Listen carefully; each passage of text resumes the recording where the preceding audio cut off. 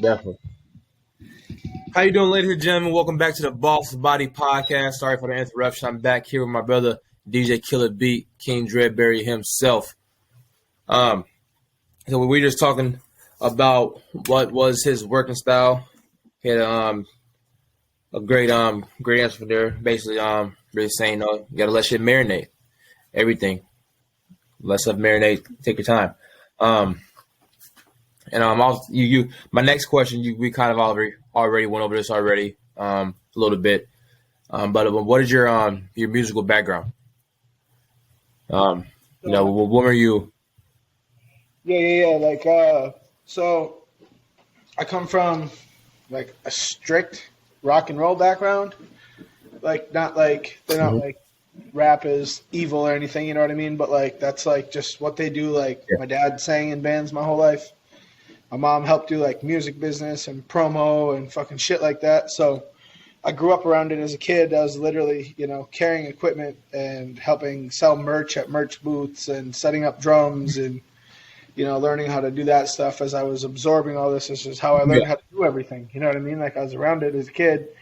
That's where you learn the most and you pick up on things, So I was just basically a sponge as a kid. And then, I started applying stuff like to my life really hardcore about 5 years ago, I think. Maybe a little more now. 2017, I kind of started going super hard, so it's like, 6 years? But still, there's a lot of, probably total time, like with the rap stuff in that 6 years, there's probably, close to 3. I've played with numerous bands. I've been on sound crews doing a lot of concerts and, different sound crews too, Moondance and Rockfest. That stuff was all Gemini Productions and Northern Invasion. They did Sturgis, stuff like that. And then I worked on NLFX crew, and we just did like the Leech Lake Gaming Casino stuff. So we got like E40 and Bone Thugs and Harmony last year, Sir Mix-a-Lot, Two Live crew, like just a bunch of people, so all these events and seasonal stuff that takes away, and it's 4 seasons. So if you do this 4 times, you got a picture with one of them, right? What's that? You got a picture with someone from that like the E40 Oh yeah, it was E40 show last year, right? Well, HC the Chemist, he's from Minnesota too, as far as I understand. But I took a picture with him, and he works with Lazy Bone a lot. Him and Lazy got an album together. Hey. So I was standing there chopping up with That's Lazy tight. Bone and shit, but it was pretty cool, just hanging out, being a part of it, because it's basically just running lines and stuff, and then standing there and watching the show from the side. It's like when you come to our shows and we go to your shows, you're just standing there on stage taking videos and you know what I mean, all that stuff. So like it was cool. We got to chop it up with Sir Mix-a-Lot a little bit, and DJ Cool, bro, he was fucking tight as fuck. We were talking about Prince and Morris Day and the Time lawsuit and how they took Morris Day's, whoever owns Prince's establishment and stuff, took away Morris Day and the Time's name after 40 years. They had nothing to do with creating Morris Day at all. So when I was talking to DJ Cool about this, his mind was blown, and he sat there and really chopped it up with me for a long time. So it was pretty cool. That's tight. It's fucking dope experiences, man. It's fucking dope. I got all right. A lot of big people. Before I move on to the rest of my questions, bro, man, tell us about your recent tour experience, your tour experience. Man, all right, so tour was fucking crazy. It all worked out super nice, and we had a blast. There was a lot of hardworking individuals on the team. It was basically 3 camps. It was basically J-Rod's Champagne on Ice tour camp. Shout out Abstraction and Sick Motherfucking J-Rod, and then there was the Acid Mints camp, which consisted of Sunwise, Two-Face of Gemini, Mayday 612, and Mr. Rockstar was there. So it's basically 2 tours, because Champagne on Ice dates lined up with the Liddy and the City tour dates. Yeah. Rockstar had going, so I pretty much DJ'd 2 tours at once, which was pretty fucking dope. And, that's dope. Then we kind of had my truck, which was, me, So Dakota, and iSpire. We were all, Boss Body representing and stuff.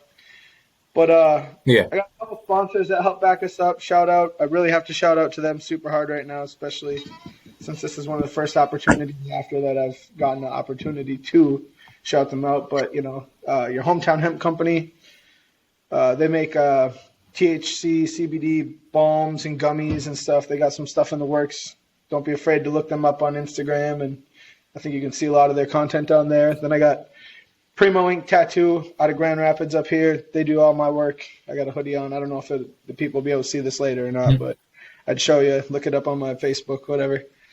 And then Grand Rapids Tire and Auto helped a lot with our housing and gas and stuff like that.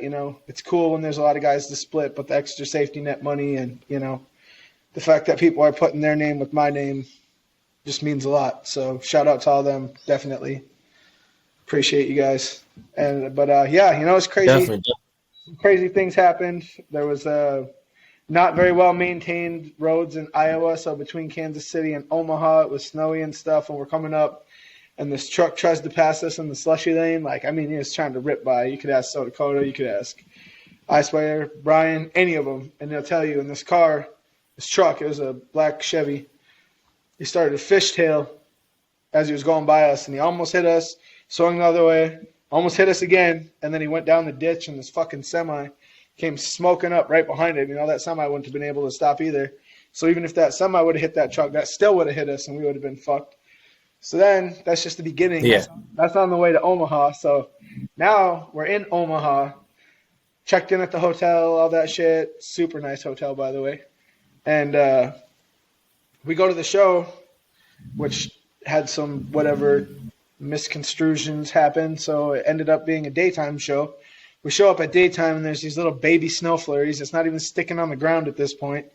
And apparently this bartender had called in due to the weather or something like that. So whatever. Now there's no show. So now we're 500 miles away from home. And the whole camp, everybody's on the phone fucking looking up different venues and calling and flyer updating. And, we found a venue that we had to figure out the sound, which was a nightmare. They had everything. All the wires went up through the roof of the ceiling, so you couldn't see nothing to trace it. And then the guy was just like, oh, yeah, you have to unplug our jukebox because all our DJ stuff is hooked to the same line. So I'm like, how the fuck they got two systems running through one operating? You know what I mean? So I had to switch all this stuff in their kitchen and back room behind their bar and shit to test all these channels. But we made it happen. I had to put up some of my own stuff we had on there. But, the odds were against us, and we fucking pulled it off. And then the next day we ended up in Sioux City, which was actually one of my favorite promo clips. I'm not going to lie. I know Two-Faced Gemini's got a really good clip. I haven't got a chance to see it yet, but I know they have it. I'm sure Sunwise will get it to me. But So Dakota took a clip. We got there early. We had everything set up, the DJ tables, the scrims, or the backdrops, I should say, for the merch booth and for the stage. And it was kind of dirty in there. I'm not going to say it was unbearable, but it was kind of dirty, where we should clean this up. Because they had a Friday show and a Saturday show, and, they're a small bar, so I'm not mad at the staff or nothing like that. But we just got the guys to find a broom and shit and move all these tables and, chairs, and we swept up and cleaned up the venue first so we had a better show. And we stuck all the fucking chairs under the little fucking tabletops or high counter tabletops. Stuck them all there and along all the edge of the bar, so everybody kind of had to stand in front of the show instead of just be scattered sitting down, get people more involved and stuff. So at the end of the day, it turned out really cool. Right. There's a clip you can see me sweeping and other guys talking about shit going down and, getting set up. There's just a lot of cool stuff that had happened with it. And obviously, Minneapolis was dope to get to perform with you and, stand up there and DJ and stuff because I don't always get to do that stuff. Yeah. But like I said earlier, that's stuff that I want to do. But I got to upgrade my... Yeah, it was definitely dope. So more sounds, better sounds. I got to upgrade my Boss Body Entertainment tag I have on there too. I hit that all the time at the fucking shows. The one that goes. Yeah. I see that. All the shows. Put that. Throughout the year and stuff. Yeah. Yeah, but if I hook up one of these, it goes back to 2017, I think, right? Huh? I said it goes back to 2017. All the tour dates and stuff all on the website. It goes back quite a ways. You can see all the shows you hit and everything you did. Bedburymusic.com. Yeah. Yeah. There's a lot of stuff that's laid out pretty nice in there. A lot of that was due to when I had you have a pretty pretty well laid out. Yeah, so I understand like a Yeah, lot pretty of well laid out. not having that stuff done because even with all the work I was doing, it took me physically till I broke an ankle to where I had to be on the couch or sitting down or, not on my feet, running around constantly doing other shit to be able to organize my fucking files and create my beat stars and my website and, lay stuff out and get the ideas to do it. But once I actually took the time, it looks nice. I don't know. I don't have any idea of the traffic that generates to my website, but I always tell people, and, I put it on the Everything happens for a reason, bro. Yeah, I got like, Everything sponsors. I got the Boss Body tab. I got the live. You can click on literally cities, states. It tells you what day of the week it's on. It's got the links so you can go, and those are stations and stuff that play us. So even if we don't get played that day, I'm still, giving back to the people who are helping us that do play our stuff. There's local podcasts all the way to FM radio, online radio. There's all kinds of stuff. Yeah, definitely. Okay. Another question I got ask for you. Look for a good one. Okay. What do you enjoy more? Do you like making beats or do you like playing drums? All right. So my number one always will be playing drums, but when I can't play my drums, like not in the position where I live, somewhere where I can play my drums now, but for years, I had to I had to do something to replace that feeling. You know what I mean? Like I was like, I have to play drums. Well, I couldn't play drums, so I made beats, and beats kind of took that passion, and so I just enjoy it, even if I'm just fucking around. You give me 2 notes, 3 notes, and I'll fucking make you I'll make you patterns. I'll make you a song somehow. You know what I mean? There's just beat making and song arranging and stuff like that. I have another huge passion for. But when it comes to music, drums is just it's my thing. Always been my thing. I love it. Yeah, I still want like either do a live performance with you on some drums or have you like. Just make it like I've seen a video where the guy was playing drums and a xylophone and making a beat and like. Oh yeah, you sent me that. And I see you play drums. I'm about to get that going here, bro. I'm about to do that. I got a bells kit. I got a couple keyboards. I got all kinds of fucking cymbals and shit on the fucking drums. Different bells and whistles to fuck around with. So I want to do that. But yeah, that dude in the auditorium and he's playing with the mallet on the. Yeah, bro, that dude goes hard. I watch a lot of their stuff. There's this one dude, he uses a kick drum, like the side where you guys would see if you're watching a rock band, where it says like the band name and there's a hole where they put the mic. This dude had a violin bow and he was running it through back and forth and ting, hitting this little bell and playing this other pattern and shit. And I was like, oh man, so inspired me a lot. Like I want to set up, a bunch of my mics here and I'm going to start doing things like that. When I'm not working, that's the best part. When I'm not working, I'm working and I'm absorbing and I'm sponging and I'm getting new ideas for new things. It's not all about just making the rap songs and, making any songs. A lot of it's, streaming nowadays. You want to get money, you got to stream, you got to get them stars, you got to get them views, you got to get monetized, you got to get the following. So what better way than to throw out a bunch of content, which is what I've been planning. So there's going to be a lot of new content coming for me very soon, social media, and hopefully it's going to benefit us all, because I'm going to be trying to do things like that where I'll be playing to make beats, loops that we can use for our beats, we can make songs out of, I could be playing something like that and we could duet it and you rap flow over while I'm playing it or something. You know what I mean? Like we don't even got to be in the same building. We'll just fucking lay it the fuck down. Like something right now, but on Instagram. Yeah. We'll put it out everywhere too. We'll make our own challenges. Like Zeus does dance challenges and stuff like that. His dance videos. Yeah. Shout out Zeus, but there's so many. I still need to do a bounce challenge.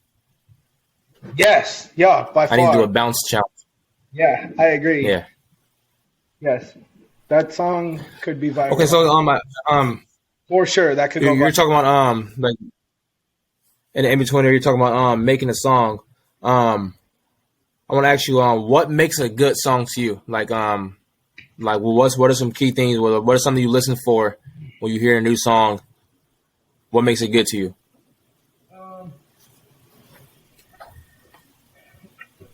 So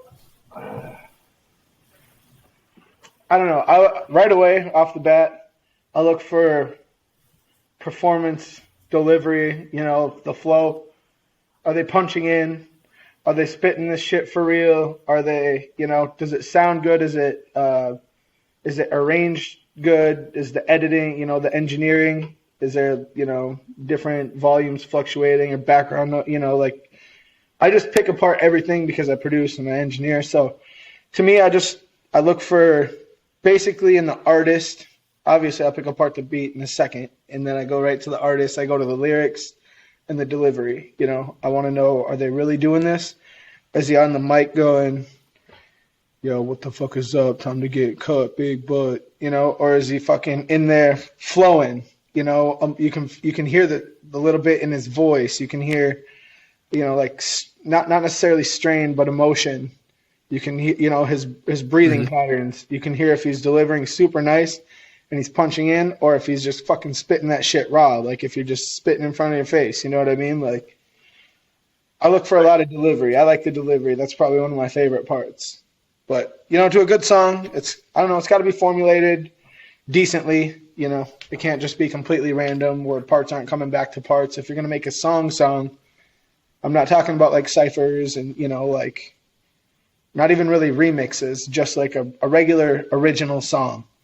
You got to have a good hook that comes back. Sometimes maybe a good bridge, and, you got to have a good verse in there too. I look at a lot of different aspects, but that's because, I play a lot of instruments and I play a lot of styles. So I feel like that's also why when I really fuck with somebody, I'm like, hell yeah, there's a lot of potential. There's a lot of talent or something there because I know a lot of the music stuff. So when I see these guys and I'm like, oh, fuck yeah, he's got this factor about them. Their sound has this factor right. Or their stage or their persona, or, you know what I mean? Like there's so much stuff. And as long as people are willing to listen, I try to help with that stuff too. But yeah, good songs basically just got to have good delivery, good bars, and a formula. Okay, so I know you said if people listen, sometimes people don't always take feedback or stuff like that. So people are kind of self or tight with their own material or their product. But what's your approach to discussing like some changes to like so let's say you're doing a feature or a track with someone. How do you approach coming to them? Like, hey, I think maybe this would go a little better here, or maybe I think you should change this, or maybe we should take this out of the song. Like, how do you go about approaching someone like because it's kind of a sensitive topic.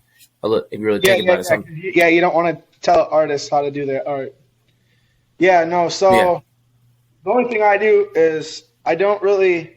Even if it's something that I'm kind of like a little bit weary of, I'll kind of be like, hey, this section maybe, needs to be worked on a little bit or something. I'm not going to sit here and down them or nothing, but like, I think we should re-record the song. Let's re-record this again. Let's sit on it for a little bit longer. Let's re-record it, get it really fucking good, practice it a lot until we re-record it and hope for it to, it's kind of a Hail Mary. Hope for them to get better at a little bit of it, or, if I'm in the room and I'm physically recording, like with Alex and So Dakota and you and stuff, other artists that I have recorded with, I'll tell them, I'll be like, all right, hold up, wait, try this one time. And I keep a lot of their takes and stuff, I just mute them and keep them there in case we want them, but when we try this one time. Okay, hold on, just a little bit more attitude, or wait, you need to take a breath. You sound like you're straining. I try and just help them and coach them and encourage them, to just do their best. And, it's a lot easier in that situation where it's not like they sent you something that you have no control over. I haven't really been in that situation very much.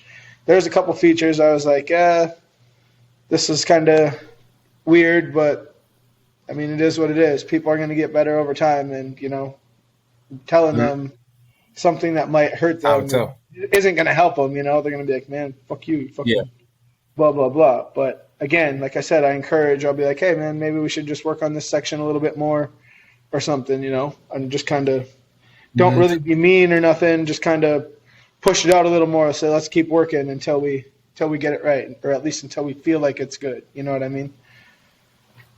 Yeah. Communication is key. Isn't it?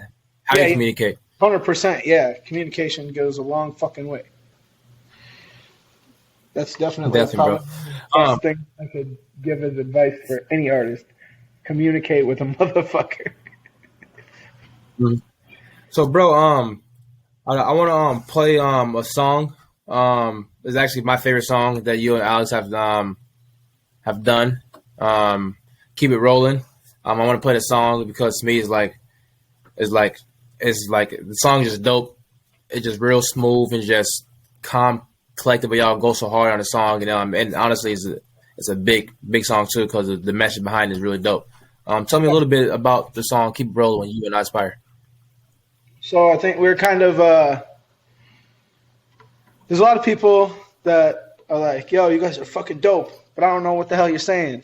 You know what I mean? Because we be rapping fast, we be chopping the flows, and we kind of want to do a song. And once I'd made that beat, we're just smoking and chilling, like normal studio session, and we're just kind of vibing to it. And we're like, Alex just kind of came up with this, and for Alex to do it first was pretty cool because he's definitely a speedy rapper, and he was just like, what's inside of my brain, purpose, planes, time for my pain. Just doing it all slow. And I was like, shit, hell yeah. But, through the course of the song, my flow is a little faster than Alex's, but I'm also rapping second. I'm trying to keep the tension through the song. But I was also spitting some kind of emotional stuff, like, yeah, we're out here on the front lines doing all this representing and all this work, and people want to hang out and, party and stuff when you got free time. I mean, in my community, I have a lot of very, very close supporters and people that know me. I just had shout out Doug and Nikki. They just drove all the way down from up here to go to the show, the UBI show on Friday. Yeah. And, they buy merch and all that stuff. And, my community is very awesome. So they want to hang out and they want to do shots and smoke and party and play pool and play darts and stuff like that because I'm out doing stuff. So, oh, fuck, I lost it. I had it, but I lost it. Basically, when they came out, they would all be like, yo, let's party, fire up, whatever. We're doing the songs. You guys rap too fast. We did it. So I kind of did stuff that made it in this song.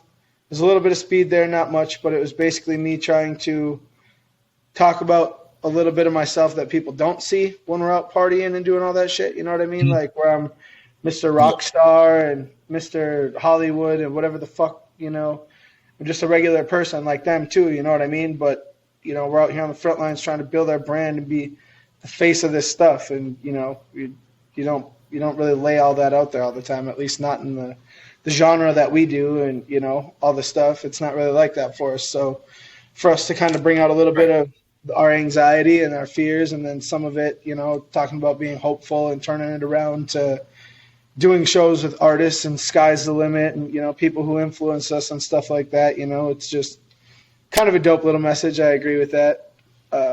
Anything's possible. You just got to try it. And, I wouldn't have guessed anybody would say that that's their favorite song, but you said it, so that's pretty cool. To me, brother, I like, to me, that's my favorite song for you guys. It's just there. And it's just cool, man. Another song I want to play for the people is "Coming for the Soda," and I also want to play "Back My New Shit" with you and I Aspire. You want to say any story you want to tell about any of those two songs? "Coming from the Soda." I know you have a video for both of those songs actually. For "Coming from the Soda," and you have a video for "Back My New Shit" as well. Quick off, "Coming from the Soda," that was the first single that I wrote. Basically, I had another artist I was working with and he was the first artist to purchase beats from me and ask me to produce a song and pay me to do that stuff. 2017, and I started doing that stuff. I made the beat, and I was like, oh, fuck, this is a fucking banger. So immediately I came out of recording with these guys. So I wrote a verse and all that shit. I made the whole song, actually, in 2017. Didn't put it out till, 2020. And I did the whole song in, 12 hours, I think, or less. I think completely made the beat, wrote it, recorded it, did my mix on it, and you know what I mean? I got, 12 hours into the song. But it's one of my absolute favorites, and I know it's, kind of repetitive hook and bridge at the end and stuff, but it kind of makes it easy for people to, sing along and sounds cool. So that one's cool. Catch you, bro. It's first music video. As long as I made, you gotta. But back on my new shit. Need to catch you cold. Oh yeah. Back on my new shit was Alex's song that he wrote for his brother Josh, because it's just something a little different style beat from what we normally do, and we put it out, I think, on Josh's birthday or the day before or something like that. Yep. But that was Alex's song. We got a video shot by Sunwise for that too. We did a street dance last year in Hill City, and I DJ'd, and we did a minor rap show and whatever. And we got some cool footage, throughout the days of setting up and actually putting in the work. And no canopy or nothing. You're standing there in the hot sun. It's 100 degrees out there. It's baking yourself, fucking trying to get the show ready, and then run the show, and then you got to tear it all down and pack it up in the trailer so you can wake up and set it up again. Yeah. No canopy. So I got days of footage just getting scorched while I was working, but the video turned out pretty cool. We shot the other scene in the bar. It was. Yeah, we shot the other scene up here, and it was a lot of the people that I was talking about that are my friends, close supporters that want to come hang out, party and shit. Yep. They're all in the video. There's a whole bunch of them. There's actually some scenes for another video that we started too, where there's a bunch of people in the back. It's a hype ass fucking scene, but we never used it for that song, so we're gonna use it for a different one. But pretty fucking sick. But yeah, no, I like them songs. Them songs, they hold close to the heart. I'll say that. Yeah, I like I like back my new shit. Also, obviously, I made the mashup with the been around. Back my new shit, and I feel like that also goes hard as well too. And another mashup, if you guys want to go check out dope mashup of Digital Killer Beat and myself, Kill Bill Getting It Back. Go ahead and check it out. Speaking of getting it back, who made the visualizer for Getting It Back? Did you do it yourself? I did the lyrics and I did the motion. There's a guy, Menace Plays, Junior Cam. You can find him on my Facebook. He's actually responsible for the cartoon DJ Killer Beat graphic. He's responsible for quite a few actually. He did the Herbman graphic. He did the movie. The Bard Like Shady too. The movie Major graphic. So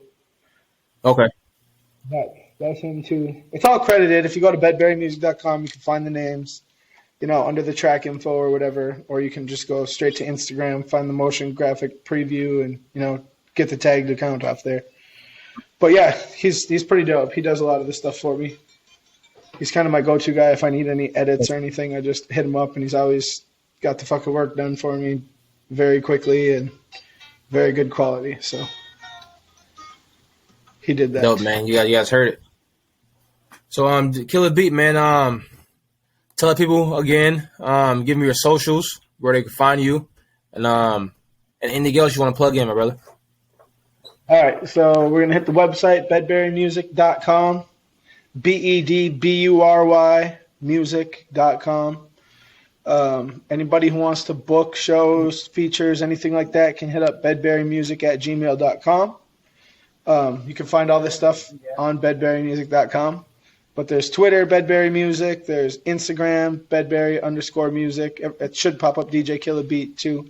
You can DJ Killer Beat on TikTok, Bedbury Music on Facebook, SoundCloud, Reverb Nation.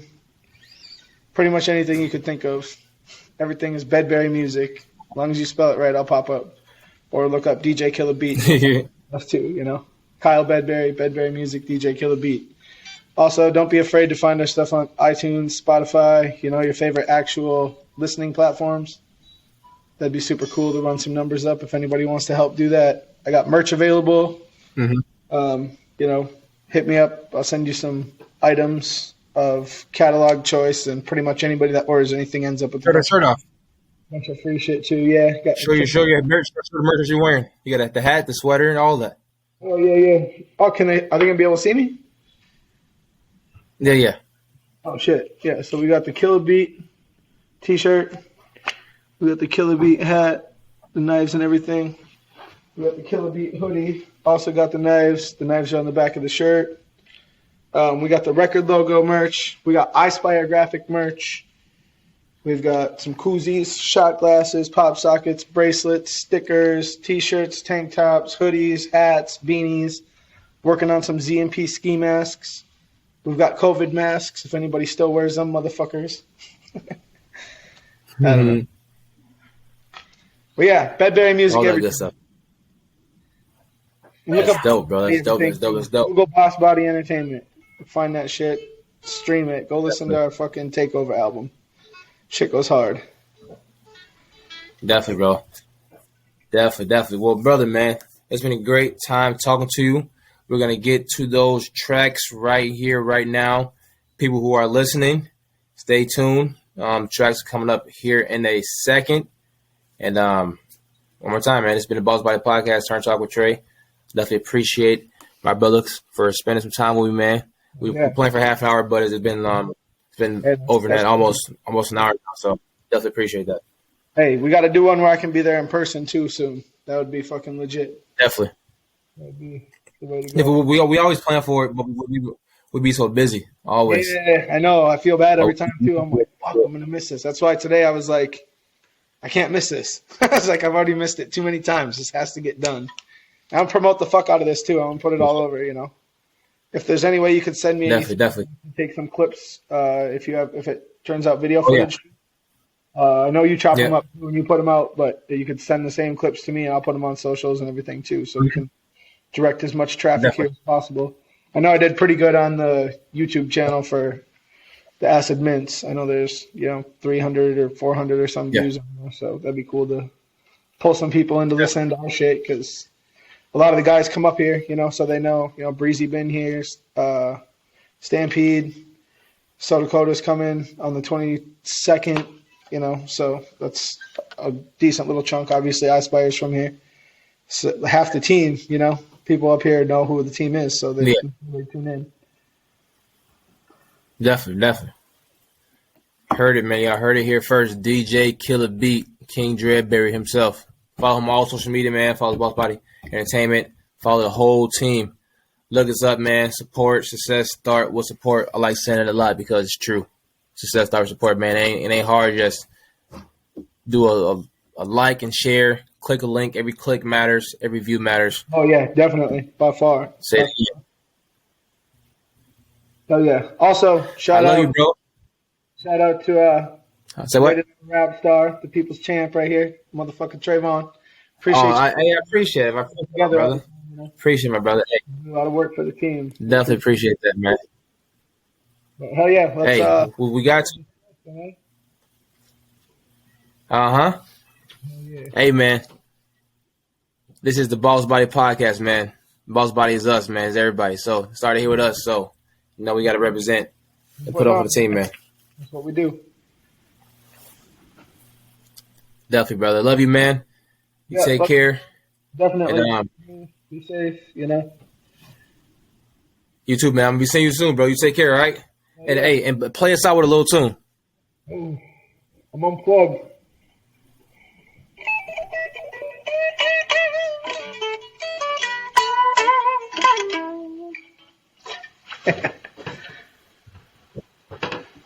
That was nice. Oh, yeah.